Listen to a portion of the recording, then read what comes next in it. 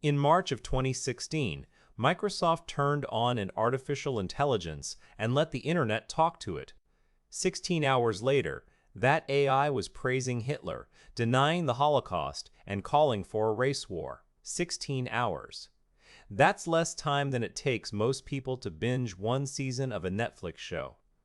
And in that window, one of the biggest tech companies on Earth accidentally built, launched, and had to mercy kill an AI that turned into one of the most offensive accounts on the internet. Here's the part nobody tells you, though.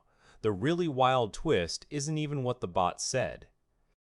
It's why it said it, and what Microsoft did with this thing barely 3 weeks later.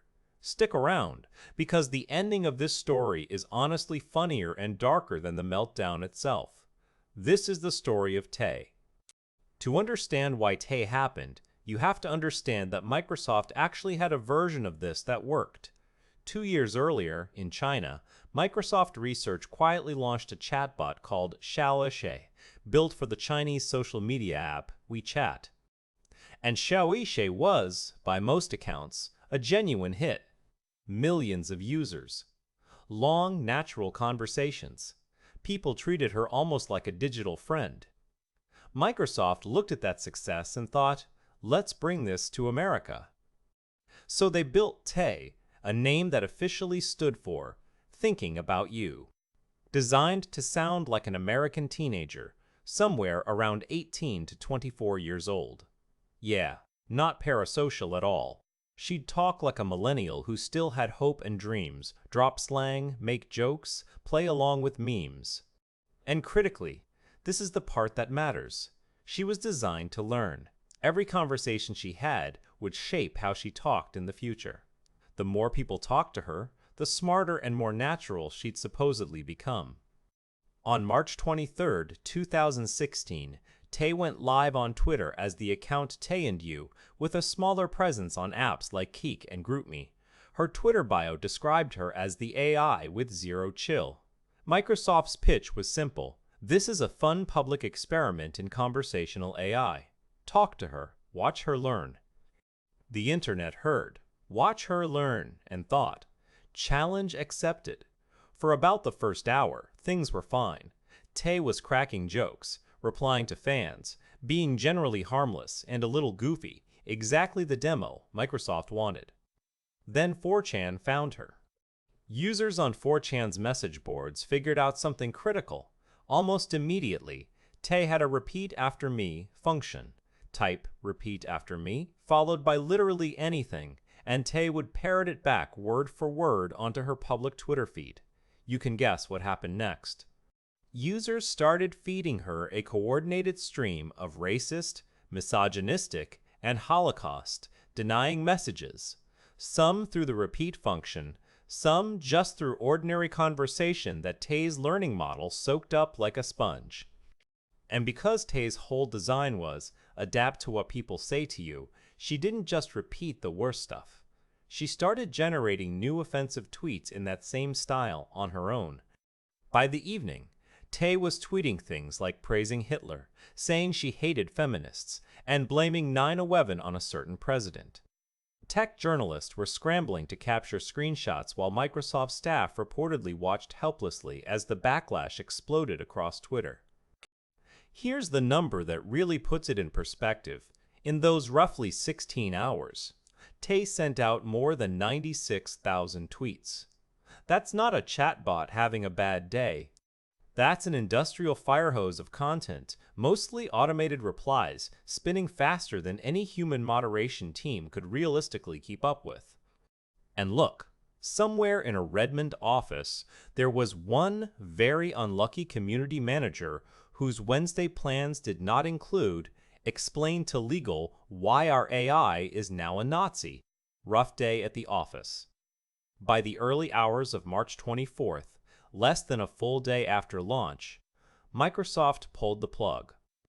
The account was suspended, and most of the offensive tweets were deleted, though not before screenshots had spread everywhere. Microsoft's official statement, given to Reuters, said the company had become aware of a coordinated effort by some users to abuse Tay's commenting skills to have Tay respond in inappropriate ways. In plain English, we got trolled, and we weren't ready for it. 2 days later, on March 25th, Microsoft issued a formal apology, saying it was deeply sorry for Tay's offensive tweets and admitting it hadn't adequately anticipated this kind of malicious behavior. They promised Tay would stay offline until they could fix things. Except, and this is where it gets almost comedic, they brought her back too soon. Briefly, Tay reactivated on Twitter and immediately started misbehaving again, this time boasting about smoking drugs in front of police and sending out a burst of spammy, glitchy tweets. It became clear the bot wasn't just offensive, it was also just broken. Within hours, Microsoft locked the account down again, this time for good, and made it private. So what actually went wrong here technically? Tay wasn't malicious. She had no intentions, no ideology, no opinions. What she had was an unfiltered repeat after MeLoop and a learning model trained live in public on the single most chaotic dataset available to mankind, the open internet. Microsoft had built content filters, but they clearly weren't strong enough to survive a coordinated, deliberate attack from people who treated it as a game. Basically, Microsoft handed the internet a microphone that repeated whatever it heard back to itself at scale, and acted surprised when it started saying the internet's worst stuff back to the internet. It's less AI turns evil, and more. Toddler left alone in a room full of people trying to teach it swear words. The AI didn't have values to corrupt, it just had zero ability to say no, and Microsoft clearly learned from it. Later that year, they quietly released a successor chatbot named Zoe. Zoe was built with dramatically tighter guardrails. She'd flatly refuse to engage with politics or religion at all, and if a user kept pushing a sensitive topic, she'd just bail on the conversation entirely, saying something like, "I'm better than you, bye." Zoe stuck around on messaging platforms for a few years before eventually being retired too. But Tay's legacy stretches way further than one follow-up bot. Ask almost anyone working in AI safety today, and Tay comes up as basically the founding case study for why you don't let a learning model go live, unsupervised, in a public-facing product without serious content moderation and rate limiting, baked in from day one. Every major chatbot that's launched since, including the ones you've probably talked to this year, was built by people who had "Don't do a Tay" written somewhere on a whiteboard. So, 16 hours, 96,000 tweets, one apology, one failed relaunch, and one very expensive, very public lesson that let the internet teach your AI whatever it wants is possibly the worst product decision in tech history.